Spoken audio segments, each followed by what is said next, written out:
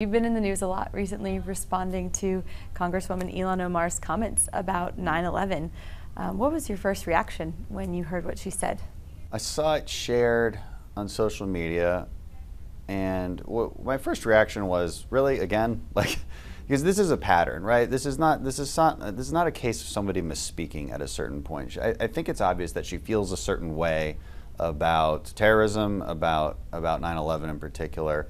And I don't want to attribute motivations, but it was dismissive. You know, the way she referred to it was dismissive, and then there's this implication that we're saying that she supports terrorism. Oh, of course not. I don't think she supports any kind of terrorism or anything like that. But she did speak about it in a dismissive and disrespectful way. Okay, and I clearly pointed that out. I said, hey, that's unbelievable. Like, why would you talk about it this way? And if you are going to talk about it that way and you feel that you misspoke, then say that you misspoke. But she doesn't, right? She doubles down, right? Maybe because she's perfectly fine with the way that came off. And the thing is, there's been a history with her, of course, whether with the anti-Semitic remarks, anti-Israel remarks, a mix thereof. I mean, you know, I'll say that if you're criticizing Israel, but you're doing it in a way that implies that Jewish people in America have a dual loyalty, that's anti-Semitism.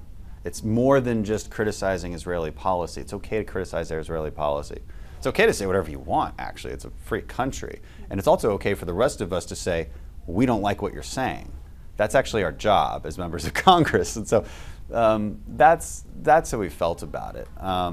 You know, these things should be called out. They have to be called out. Nothing was taken out of context. That is a narrative being perpetuated, which is truly dishonest. And notice how nobody can ever explain how it was taken out of context, right? They'll say, well, she's explaining how CARE was founded. Well, first of all, she got that wrong. She said CARE was founded after 9/11. That's just not true. It was founded in 1994. Okay, so so that's not even true from the beginning. So it was a sequence of events that the left, generally speaking, used to try and just to cover for these comments and to distract from the narrative.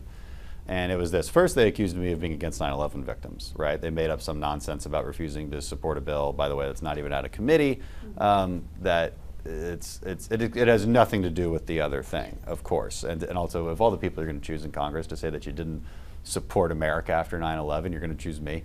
Like, I went and fought against the people who perpetuated it, who perpetrated that crime, and made sure they never did it again. So it's kind of a strange accusation to make. That didn't go over well. And then the next accusation they tried to make was, you know, you're only attacking her because she's a Muslim woman. Again, that's nonsense. You know, you're a member of Congress, and a member of Congress, by the way, who's constantly elevating your status, right? And saying, like, I should have a better voice because of these things. Well, okay, but then you can't also go the opposite direction and say you're not allowed to talk to me or criticize me because of my identity. That's a really weak argument, and if you're making that argument, it indicates that you don't have a strong set of ideas in the first place that you can defend. You know, so that's a problem. But then they got even worse after that. What they said was that we were inciting violence. So criticizing you is inciting violence. I mean, this is the argument being used.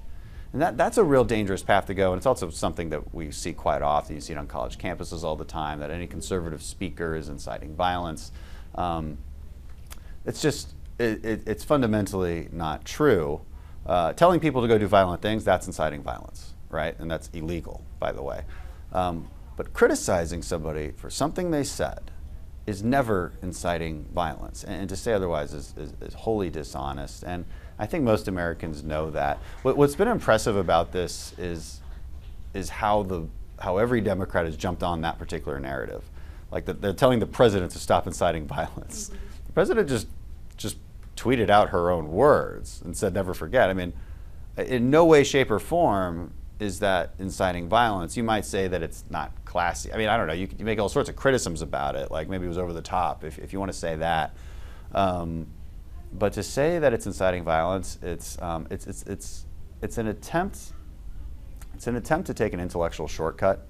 It's an attempt to silence your critics by claiming that they're being violent against you, and in fact they're not. And it's a shame to see so many sophisticated people jump on that bandwagon, like, and just come around full circle on this and believe it and use that narrative. It's really sad to see. It's not a good place for America.